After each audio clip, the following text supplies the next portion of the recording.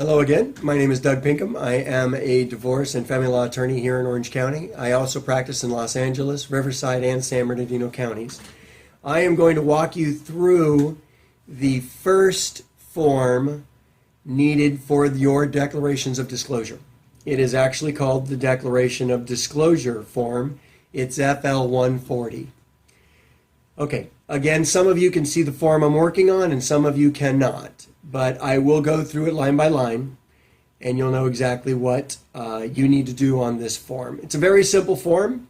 Here at the top, you need to put your name and address where it requests it, your phone number where it requests it, and if you are representing yourself where it says attorney for, and then it has name in parentheses, put your name there. Then it asks for the county where your case is filed, Orange County, Riverside, Stanislaus, Inyo County, wherever your county is, put that there. The next section of boxes asks for the address of the court. That's real easy. You can get that on the internet. Go ahead and pause this video and get that address and put that in there now. Okay, when you have come back after you've got the address in there, it also asks for the branch name.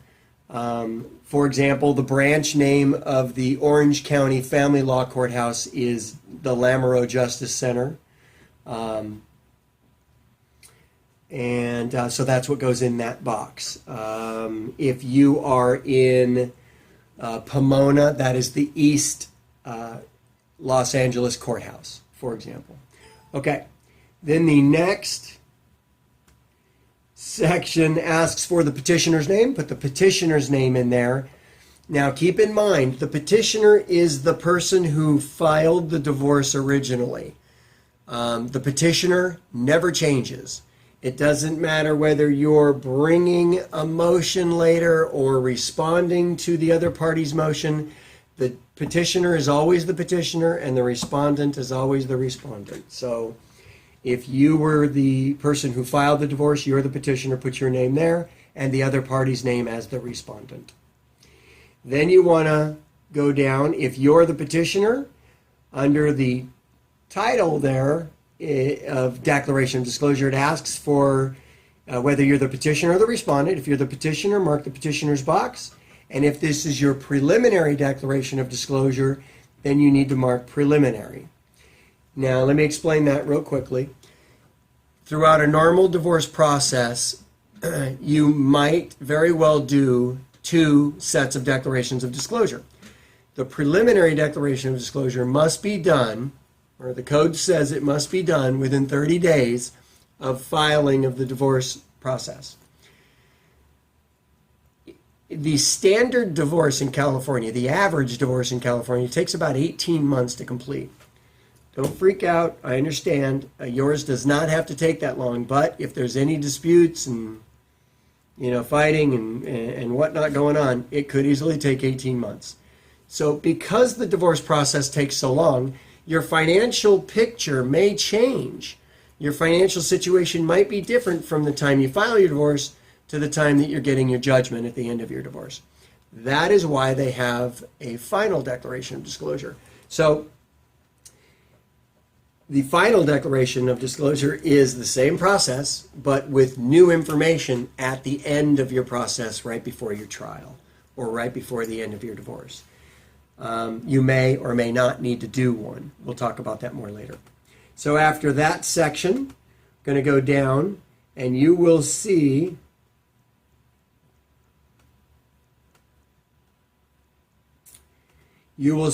some boxes down at the bottom that are numbered 1, 2, 3, 4, 5, and 6.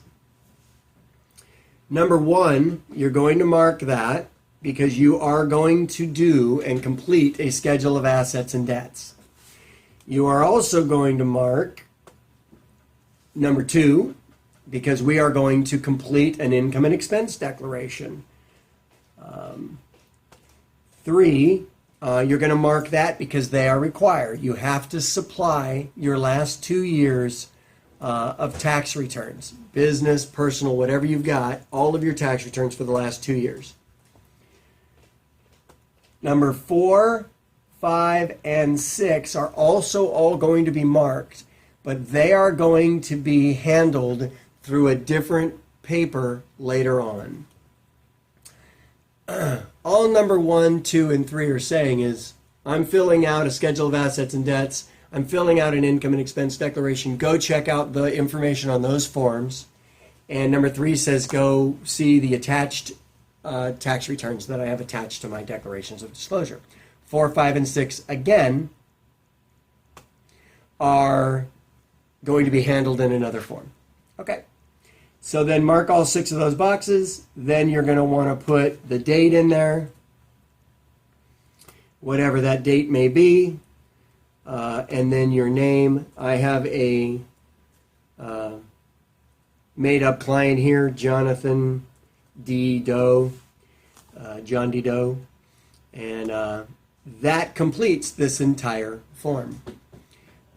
So check out the next form, which is the declarations of the declaration raised service of declaration of disclosure, and I will see you there. Thank you.